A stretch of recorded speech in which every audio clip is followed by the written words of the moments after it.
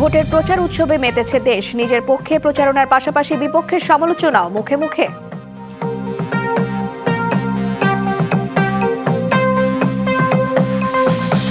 দেশের কাঠামো ঠিক করতে ইউনিয়ন পরিষদ থেকে সংসদ নির্বাচন পর্যন্ত গণতন্ত্রের চর্চা জরুরি বললেন তারেক রহমান।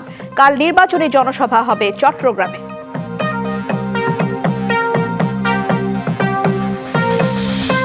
বাংলাদেশের ওপর আর কারো খবরদারি চলবে না, হুঁশিয়ারি জামায়াত আমিরের। দেশের অভ্যন্তরীণ বিষয়ে নাক না গলানোর আহ্বান প্রতিবেশী দেশের প্রতি। রাশিয়া ইউক্রেন যুদ্ধ বন্ধে ত্রিপক্ষীয় বৈঠকে মস্কো, কিয়েভ এবং ওয়াশিংটন। আবুধাবিতে চলছে এই আলোচনা। প্রচারণা তৃতীয় দিনে জমজমাট রাজধানী ঢাকা। প্রচারণা চালাচ্ছে বিএনপি, সমমনা দল, 10 দলীয় জোট সহ অন্যান্য দল এবং স্বতন্ত্র প্রার্থীরা। ভয়ভীতি দেখিয়ে নির্বাচনী প্রচারণায় বাধা দেয়া হচ্ছে বলে অভিযোগ করেছেন এনসিপির আহ্বায়ক নাহিদ ইসলামের। আর নিজ নির্বাচনী এলাকার গ্যাস, রাস্তাঘাট, পানি নিষ্কাশন ব্যবস্থা সহ চলমান সকল সমস্যা সমাধানের প্রতিশ্রুতি দিচ্ছেন প্রার্থীরা। নির্বাচনী প্রচারণার তৃতীয় দিন।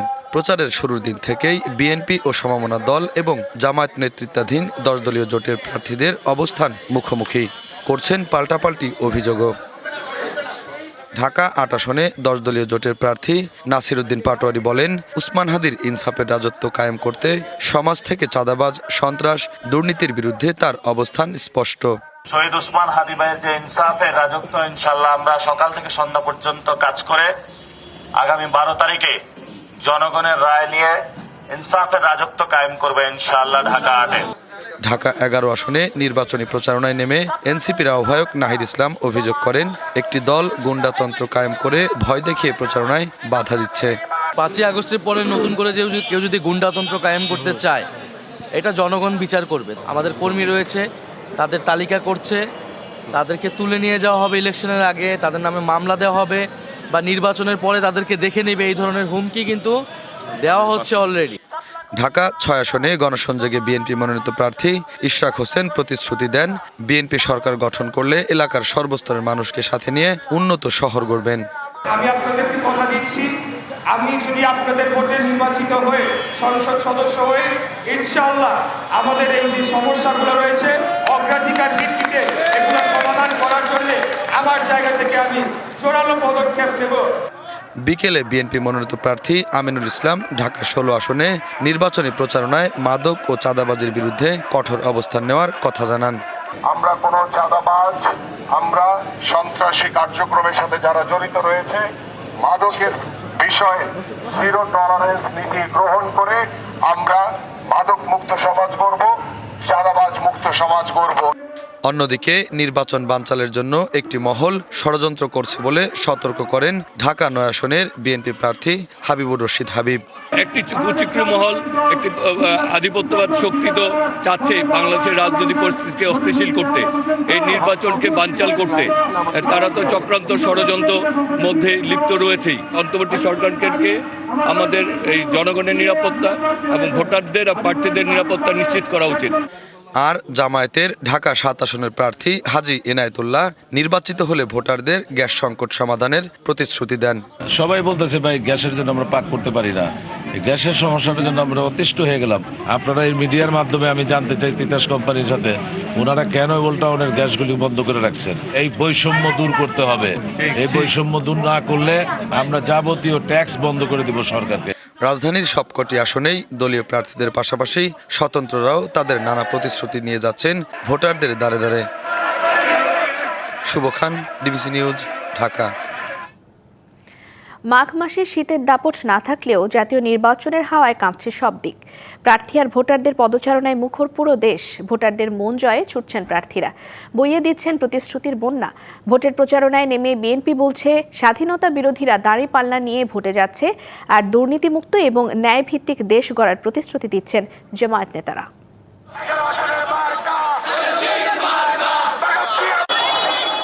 চট্টগ্রামে জমজমাট প্রচারণা চালাচ্ছেন বিভিন্ন দলের প্রার্থীরা। আগ্রাবাদ এলাকায় গণসংযোগ করেন বিএনপির প্রার্থী আমির খসরু মাহমুদ চৌধুরী। তুলে ধরেন দলের দেয়া প্রতিশ্রুতি, ফ্যামিলি কার্ডের গুরুত্ব। স্বৈরাচার বিদায় করে স্বাধীন দেশ গড়ার দল বিএনপি কোনো বিদেশি শক্তির সাথে আঁতাত করে দল ক্ষমতায় যাবে না বলেও মন্তব্য করেন তিনি। বাংলাদেশের মানুষ খুব ভালো করে জানে বিএনপি হচ্ছে বাংলাদেশের স্বাধীন সার্বভৌম বাংলাদেশের পক্ষের প্রধান শক্তি। কারোর সাথে কোনোদিন কম্প্রোমাইজ করে নাই, আগামী দিনও করবে না।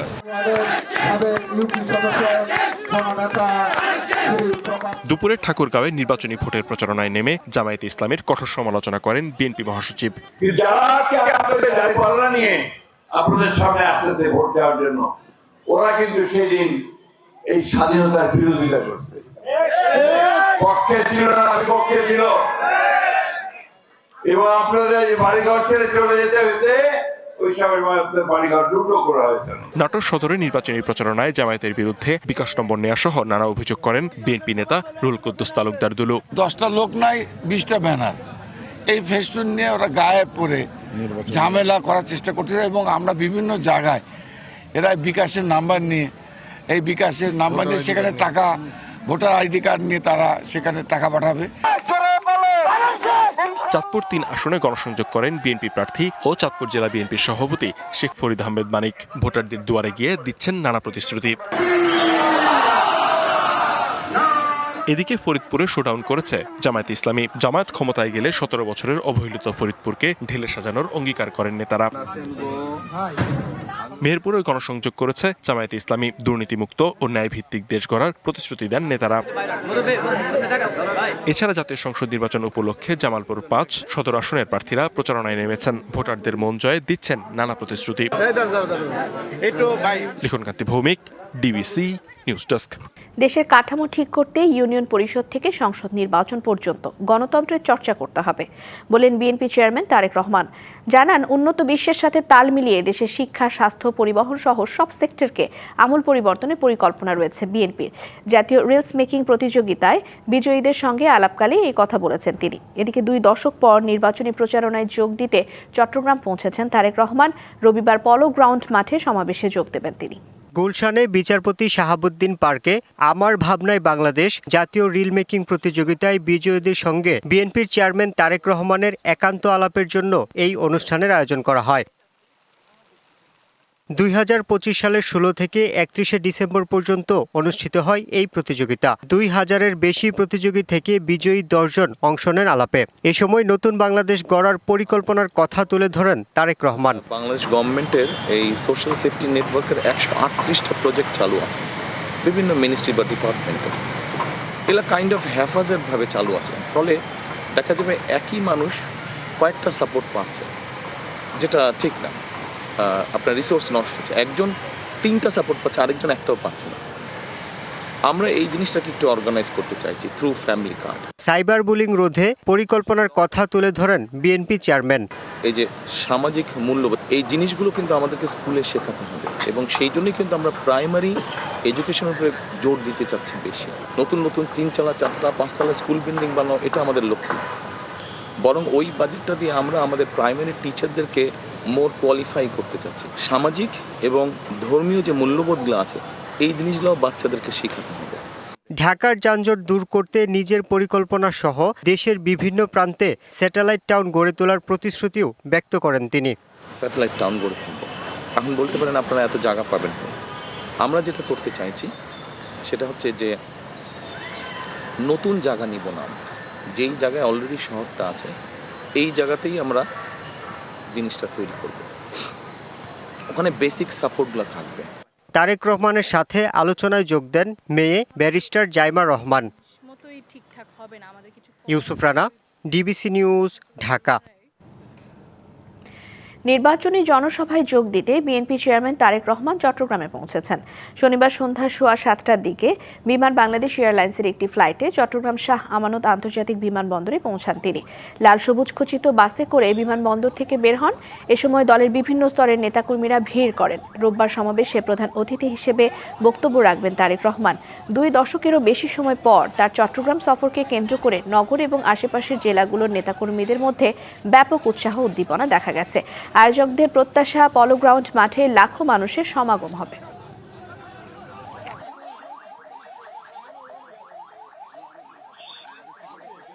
নির্বাচনী জনসভা তো বটেই, তবে আমাদের চেয়ারম্যান সাহেব জনাব তারেক রহমানের জন্য বাংলাদেশের প্রত্যাবর্তনের পরে চট্টগ্রামের এই পূর্ণভূমিতে প্রথম আসা আগমন। আমরা মনে করি কালকের এই জনসমাবেশ একটি ঐতিহাসিক রূপ নেবে, এটা আমরা আশা করছি। রাতে এখনো পর্যন্ত কোনো প্রোগ্রাম নেই, মহানগর বিএনপির সাথে 8:30 একটা প্রোগ্রাম আছে।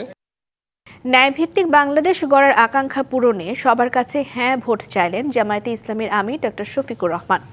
একই সঙ্গে 54 বছরের বস্তা পচা ব্যবস্থাকে ভাসিয়ে দেওয়ার আহ্বান জানান তিনি।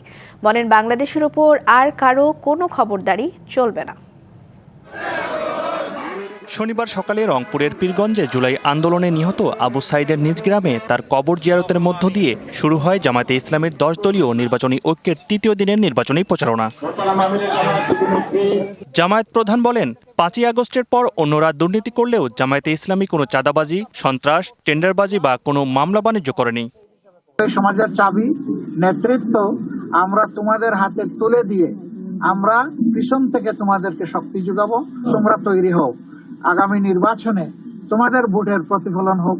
তোমরা তোমাদের পছন্দ মতো ভোট দিবা যুবকরা, কেউ যেন তোমাদের ভোট নিয়ে কোনো ধরনের হেলাফেলা করতে না পারে। এরপর গাইবান্ধা SM সরকারি হাই স্কুল মাঠে নির্বাচনী জনসভায় যোগ দেন জামায়াতের আমির। আবু সাইদ বাংলাদেশকে পরিবর্তন করে দিয়ে গেছে। অতীতের সব বস্তা পচা কর্মকাণ্ড ভাসিয়ে দিয়ে আগামী নির্বাচনে হ্যাঁ ভোটের পক্ষে জোয়ার তোলার আহ্বান জানান জামায়াতের আমির। যুদ্ধ করেছে ৭১ সালে একটি ন্যায় ইনসাফ সাম্যের একটি নিরাপদ বাংলাদেশ দেখার জন্য, তাদের সেই আকাঙ্ক্ষা পূরণ হয় নাই। আপনাদের কাছে আমরা লজ্জিত। এবার যেন সেই আকাঙ্ক্ষা পূরণ হয়। আল্লাহ, বস্তা পচা অতীতের 54 বছর যেই ব্যবস্থা শাসকদেরকে দুর্নীতিবাজ, চাঁদাবাজ, দখলবাজ, মামলাবাজ, হত্যাকারী, খুনি, ধর্ষক এবং আয়নাগরের নায়ক নায়িকা বানায়, তা পরিবর্তন করে দেওয়ার জন্য আমরা হা ভোট দেব ইনশাআল্লাহ। বাংলাদেশের উপর আর কোনো খবরদারি চলবে না। কোনো বন্ধুত্বপূর্ণ রাষ্ট্রের সাথে শত্রুতা নয়, বরং পাশের রাষ্ট্রের সাথে প্রতিবেশীমূলক আচরণ চায় তার দল, বলেন জামায়াতে ইসলামীর আমির। আল্লাহ তৌফিক দিলে তার উপরই ভরসা করে তা বাস্তবায়ন হবে ইনশাআল্লাহ। DBC news desk. দেশের অভ্যন্তরীণ বিষয়ে প্রতিবেশী দেশকে নাক না গলানোর আহ্বান জানিয়েছেন জামায়াতে ইসলামীর আমির ডক্টর শফিকুর রহমান। পাবনা সরকারি এডওয়ার্ড কলেজ মাঠে নির্বাচনী প্রচারণায় তিনি বলেন, দেশের স্বাধীনতাকামীদের উত্থান দেখে কারো কারো গাত্রদাহ শুরু হয়েছে। বাংলাদেশে মুক্তিকামী মানুষের উত্থান দেখে কারো কারো গাত্রদাহ শুরু হয়েছে। তারা ফুসফাস করা শুরু করেছেন। তাদেরকে পরিষ্কার করে, ভাই বন্ধু হয়ে থাকো, ভাই হয়ে থাকো, আমাদের যে প্রতিবেশী হয়ে থাকো। আমরা তোমাদের কোনো আভ্যন্তরীণ ব্যাপারে নাক গলাতে চাই না।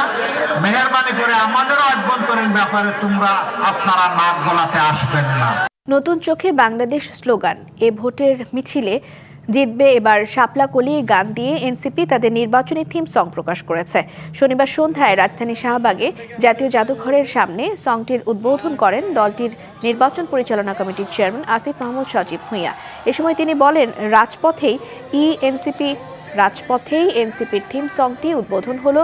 নতুন নতুন ধারণা পাওয়া যাবে এই গানে উল্লেখ করে আসিফ মাহমুদ সজীব ভূঁইয়া বলেন, জুলাই আগস্ট গণ অভ্যুত্থানের পটভূমি তৈরি করেছিল এদেশের সাধারণ মানুষ, তাই এমন আয়োজন 5 তারকা হোটেলে করা হয়নি। অন্য দল যা করেছে তা এক্ষেত্রে এনসিপি করেনি।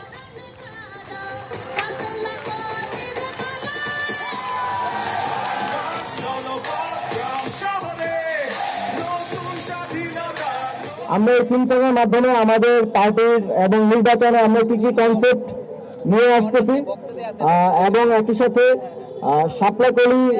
শাপলাকলিটাকে পরিচিত করানো, এই সব কিছু মিলিয়ে আজকের এই থিমসং।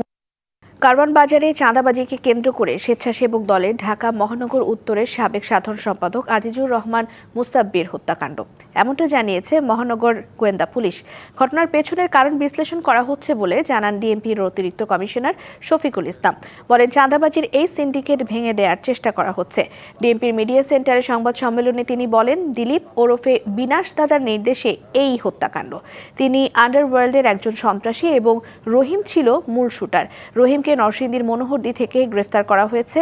এছাড়া হত্যাকাণ্ডে ব্যবহৃত 2টি বিদেশি পিস্তল, ম্যাগাজিন এবং 12 রাউন্ড গুলি উদ্ধার করা হয়েছে। তেজগাঁও থানাধীন পশ্চিম তেজতুরি বাজার হোটেলের সুপারস্টারের গুলিতে স্বেচ্ছাসেবক দল ঢাকা উত্তরের সাবেক সাধারণ সম্পাদক মোহাম্মদ আজিজুর রহমান মুসাব্বিরকে গুলি করে। তাদের বিরুদ্ধে আমরা আইনগত ব্যবস্থা নিচ্ছি, আপনারা সহযোগিতা করবেন। মামলা সুষ্ঠু তদন্ত করে আমরা যেন দোষী ব্যক্তিদেরকে শাস্তির আওতায় আনতে পারি। ত্রয়োদশ জাতীয় সংসদ নির্বাচনে ভোটের দিন ঠিক হয়েছে 12 ফেব্রুয়ারি। সারা দেশে বইছে সেই ভোটের হাওয়া। এ নিয়ে কি ভাবছেন সাধারণ মানুষ থেকে শুরু করে আগামী জনপ্রতিনিধিরা, সে কথা জানাতে ডিবিসি নিউজের ইলেকশন এক্সপ্রেস ছুটে যাচ্ছে সব সংসদীয় আসনে। এখন আছে সংসদীয় আসন 258, কুমিল্লা 10-এ। স্বাগত জানাচ্ছি সিএসআরএম ডিবিসি ইলেকশন এক্সপ্রেস। আমার সঙ্গে এই মতো যুক্ত আছেন কুমিল্লা 10 আসনে বিভিন্ন ভোটার। তাদের কাছ থেকে জানবো কি ধরনের, যিনি আসবেন অভিভাবক হিসেবে তার কাছে কি ধরনের প্রত্যাশা থাকবে। স্বাগত আপনাদেরকে সিএসআরএম ডিবিসি ইলেকশন এক্সপ্রেসে। আপনার কাছেই যেতে চাই যে আসলে কি ধরনের প্রত্যাশা থাকবে, এলাকা উন্নয়নের জন্য কি কি করা প্রয়োজন বলে মনে করছেন? আমরা একজন যোগ্য ব্যক্তি চাই, আমাদের যে ইলেকশনে পাস করবে আমাদের এলাকার উন্নয়নমূলক কাজ করবে, সন্ত্রাস মুক্ত করবে, চাঁদাবাজ মুক্ত করবে। আমরা এই ধরনের লোকে চাই। রাস্তাঘাটের উন্নয়ন করবে, পোলাপাইন লেখাপড়ার স্কুল নিয়ে উন্নয়ন করবে, কাজ করবে, ওই ধরনের ব্যক্তি আমরা দেখি। আপনার কাছে আমরা চাই সারা বাংলাদেশে যে সরকারি ক্ষমতায় আসে ইনশাল্লাহ এই দেশের ভালোভাবে চালাবে এবং গরিব দুঃখী মানুষরা সুখে শান্তিতে বাস করতে পারবে। সন্ত্রাসমুক্ত দেশ চাই। এখানে আরেকজন আছেন, একটু আপনার কাছে যাই। কি ধরনের প্রত্যাশা করছেন? আমরা প্রত্যাশা করি বাংলাদেশে যেন জাতীয় সংসদ নির্বাচন, সুষ্ঠু একটা নির্বাচন, যিনি আসেন তিনিও যোগ্য ব্যক্তি। আমরা দেশের কাজ করে যেন শান্তি সুন্দরভাবে স্কুল, মাদ্রাসা, কলেজ, রাস্তাঘাট, কালভার্ট, ব্রিজ এগুলো আমরা উন্নয়ন চাই। আর স্কুল, মাদ্রাসা এগুলা পরিবর্তন দেখি। অসংখ্য ধন্যবাদ। এখানে আর কয়েকজন আছেন, আপনার কাছে যেতে চাই। কি ধরনের প্রত্যাশা করছেন যিনি অভিভাবক হয়ে আসবেন? আমরা প্রত্যাশা করছি 1 নম্বরে যে অভিভাবক হয়ে আসবে যাতে মানুষ শান্তিতে চলাফেরা করতে পারে। মেন আইন শৃঙ্খলা পরিস্থিতিটা যাতে সবচেয়ে ভালো থাকে, যাতে রাত্রে 12টা বাজে মানে নির্বিঘ্নে একটা লোক চলাফেরা করতে পারে, তার ভিতরে যাতে কোনো দ্বিধাদ্বন্দ্ব না থাকে। আইন শৃঙ্খলা, মাদক মুক্ত, আমরা মানে নিরাপদ একটা দেশ চাই, নিরাপদ সমাজ ব্যবস্থা চাই, সবার সাথে যাতে কোনো ভেদাভেদ না থাকে, এরকম একটা আমার। তুমি তরুণ হিসেবে একটু জানতে চাই কি ধরনের অভিভাবক মানে যিনি আসবেন তার কাছে কি ধরনের প্রত্যাশা থাকবে? এই যে আমাদের খেলার মাঠ, তারপর মাদক মুক্ত সমাজ, এগুলোর বিষয়ে একটু দেখাশোনা করবে এরকম প্রতিনিধি চাই। আপনার কাছে আপনি কি ধরনের? আমি চাই সারা বাংলাদেশে যাতে শিক্ষিত, ভদ্র এবং ভালো একজন প্রার্থী যাতে আসে, যারা সংসদ সদস্য নির্বাচিত হবেন তারা যাতে দুঃখী মানুষের পাশে থেকে কাজ করতে পারে এবং খেলাধুলা, মাদক মুক্ত খেলাধুলা সহ বিভিন্ন সফলতামূলক কাজের সাথে জড়িত থাকে, এই ধরনের নেতাকে আমরা নেতৃত্বে চাই। অসংখ্য ধন্যবাদ। আমাদের সঙ্গে এতক্ষণ যুক্ত ছিলেন এখানকার ভোটাররা। পরবর্তীতে আগামীকাল থাকছে কুমিল্লা 11 আসন, সেখানে তুলে ধরা হবে বিভিন্ন রাজনৈতিক দলের মনোনীত প্রার্থীরা কি ভাবছেন আগামী নির্বাচনকে কেন্দ্র করে, সেসব বিষয়। সঙ্গে থাকুন সিএসআরএম ডিবিসি ইলেকশন এক্সপ্রেসের। বাংলাদেশকে বিশ্বকাপ থেকে সরিয়ে দিয়েছে আইসিসি। বাংলাদেশের পরিবর্তে গ্রুপ সি-তে অন্তর্ভুক্ত করা হয়েছে স্কটল্যান্ডকে। পাশাপাশি চলছে বিসিবির বোর্ড মিটিং। এ বিষয়ে আরও জানাতে মিরপুর থেকে সহকর্মী মোহাম্মদ নাজিম যুক্ত হচ্ছেন আমাদের সাথে। নাজিম, এর আগে আপনি জানিয়েছিলেন ম্যারাথন বোর্ড মিটিং চলছে, কোনো কিছু সেই বিষয়ে জানতে পেরেছেন কিনা? সেই সাথে ফিক্সিংয়ের একটা অভিযোগ উঠেছে বিসিবি পরিচালকের বিরুদ্ধে, সেই বিষয়ে একটু জানতে চাই।